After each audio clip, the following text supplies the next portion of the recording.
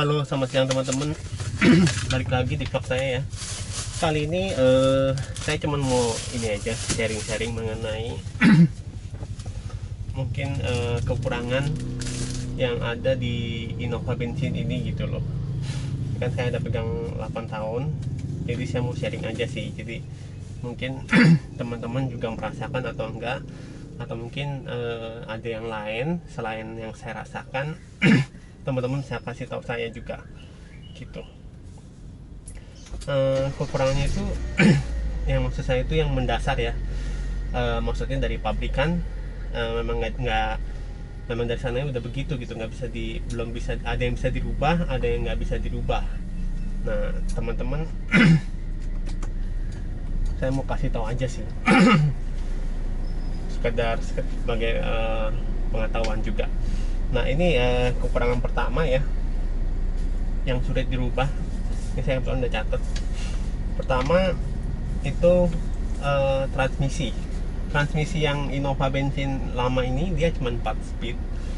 Jadi kalau 4 speed itu jujur aja nggak enaknya ini, kita kalau gas sama RPM itu kita harus ngurut RPM-nya, jadi harus ngurut gitu baru ganti gigi, terus begitu. Nah karena gigi cuma 4, jadi dia jarak antar gigi itu panjang-panjang, lebar-lebar, jadi dia nggak kalau lagi kayak tanjakan itu sekali shift down itu langsung giginya jatuhnya jauh.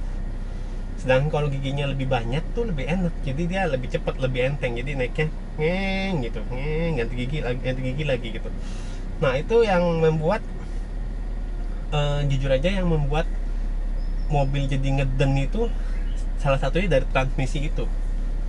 Selain mesinnya ya, tapi transmisi itu sangat membantu mesin agar dia bisa naik, tenaganya bisa naik cepat itu di transmisi. Jadi itu yang membuat tenaganya agak ngeden kalau yang saya perhatiin ya.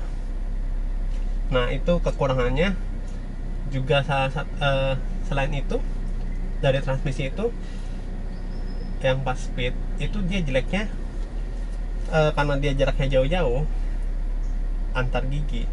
Itu kalau teman-teman perhatiin kita kecepatan konstan di 100 km per jam itu RPM-nya masih agak tinggi gitu loh. Nah makanya membuat bensinnya agak boros. Kalau misalnya kecepatan 100 km per jam, kalau di saya nih ya yang bensin matic itu sekitar 2600 RPM itu.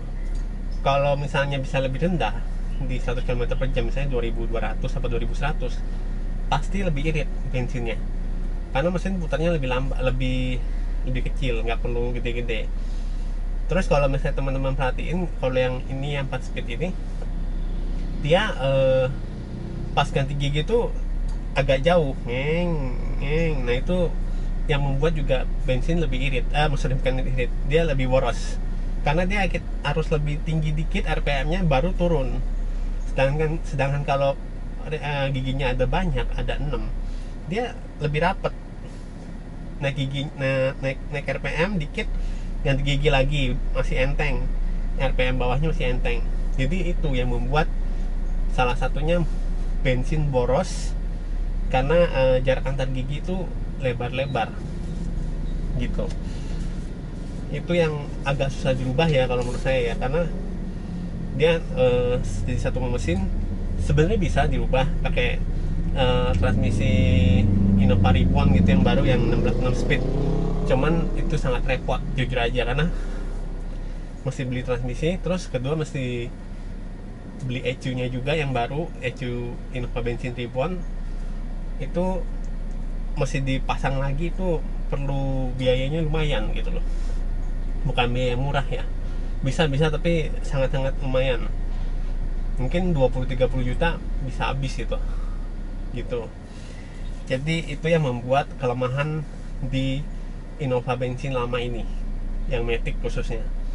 Kalau yang manual setahu saya dia giginya lebih enteng, agak rapet, cuman 5 speed ya, Cuman yang saya perhatiin dia RPM di 100 km per jam dia lumayan tinggi, sekitar 3000-an lah kurang lebih. Itu saya pernah bawa soalnya, punya teman, dia sekitar 3000-an, lebih tinggi daripada Innova bensin Matic. Yang saya kan rata-rata sih yang standar sih 2700-an 100 km per jam RPM-nya. Nah itu yang sulit dirubah. Terus yang kedua kelemahannya itu kalau yang saya rasakan ya, itu di leather frame. Itu rangka sasisnya itu yang pakai punya truk, karena dia kan basisnya sama Hilux. Jadi dia pakai sasis tangga. Jadi dia modelnya itu ini sasis tangga. Jadi dia bodinya baru di atasnya nih, rangka atasnya. Nah membuat kan biasanya kalau teman-teman rasain dia lebih tinggi, ininya lantainya lebih tinggi karena ada sasis tangga itu. Dan sasis tangga itu juga berat ya, bukan enteng. Nah itu membuat pertama bandingannya itu nggak enak, kurang enak jujur aja. Kalau misalnya masuk lubang tuh kayak ada berasa double gitu. Taman nggak terlalu kerasa tapi ada berasa karena dia kan sasis sama kerangka jadi satu gini. Itu bandingannya jadi kurang enak jujur aja. Makanya kalau saran saya sih ya, untuk mengatasi itu pakai pelek jangan gede-gede. Peleknya jangan gede-gede, maksimal 17 in. Kalau saran saya ya, kalau teman-teman mau ngotot lebih gede sih nggak masalah. Cuman kan teman-teman bisa ngerasain sendiri bandingannya gimana. Karena kita ambilnya itu dari sasis, dari peleknya 17 inch, kita bisa pakai ban yang lebih tebal dikit gitu loh, yang profil 55. Jadi yang saya rasakan tuh bandingannya sama kayak velg standar 15 in sama bannya yang 15 in gitu. Itu leather frame. Oh ya, selain itu leather frame itu yang membuat selain bandingannya gak enak karena dia di bawah, terus rangka bodi di atasnya itu yang membuat limbungnya lebih berasa karena dia di atas. Center gravity orangnya nih dia lebih tinggi, jadi kalau kita bawa mobil tuh masa lebih kebuang-buang gini sebenarnya kalau teman-teman bisa rasain.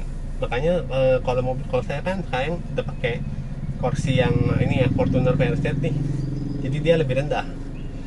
Jadi jujur aja saya suka bawanya kayak gini, modelnya dia lebih rendah, jadi kita nggak terlalu tinggi gini loh.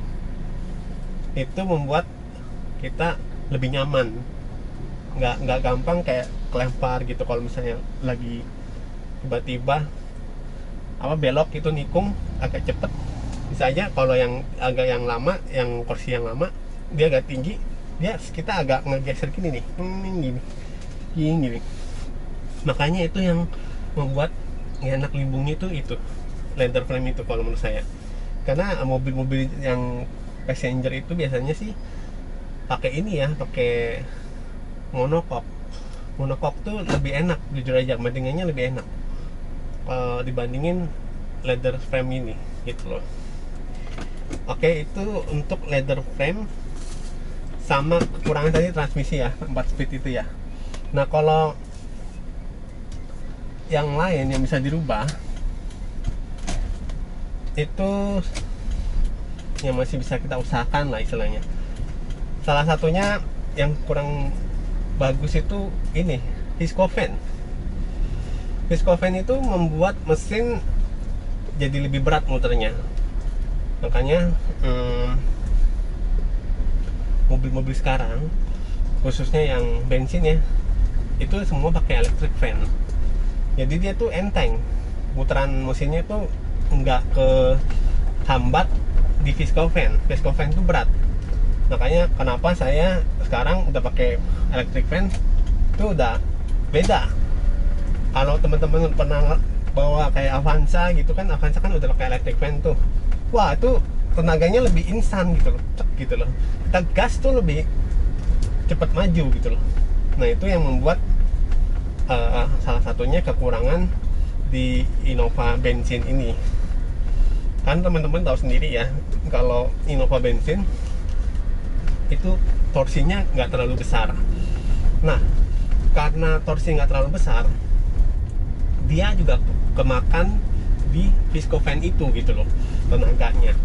Makanya sekali ganti electric fan kayak saya, itu tenaganya lebih keluar gitu loh, dan kita lebih enak, kita gas gini langsung keluar gini gitu loh. Jadi enaknya di situ kalau electric fan. Itu salah satu kekurangannya yang bisa kita ganti lah istilahnya. Kalau teman-teman mau ya begitu gitu loh. Yang mobil sekarang itu electric fan itu bukan teknologi yang bener-bener gimana gitu, enggak, itu teknologi lama tapi itu benar-benar bermanfaat gitu. Terus selain electric fan, itu yang kemarin saya bilang ya, kekurangannya itu yang masih bisa dirubah, itu knalpot. Knalpot itu yang standarnya kan dia pakai Fortuner bensin, jadi dia lebih besar. Yang standar itu 2,5 inch ya, saya kasih tau aja diameternya. Kita ganti kalau misalnya saran saya sih 2 inch, karena rata-rata 2 inch itu memang cocok buat mesin 2000 cc. Ini dengan kita ngomong mesin yang standar ya, naturally aspirated, bukan mesin turbo. Kalau mesin turbo beda soal gitu loh. Jadi kalau saran saya yang masih bisa dirubah itu knalpotnya bisa dirubah ke lebih kecil 2 inch. Terus yang lain itu pipa ya, pipa udara Defender itu yang sebelah sini di ujung setelah box filter itu dia kecil lubangnya. Saya udah buka, saya udah pernah ngecek. Makanya sekarang saya udah ganti dengan yang lebih besar, karena yang aslinya itu kecil, kayak buat mesin cuma sekitar segini nih. Dia kayak buat mesin 1500 cc gitu loh.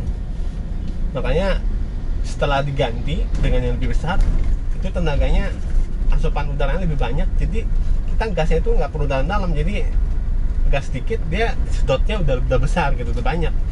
Jadi lebih enak, tenaganya lebih ngisi gitu loh. Itu sih teman-teman kelemahan dari yang saya lihat Innova bensin ini. Mungkin kalau yang lain-lain belum saya temukan ya, cuman yang mendasar sih itu. Kalau teman-teman mungkin ada apa namanya tambahan lain, pendapat lain, boleh sharing di bawah gitu teman-teman.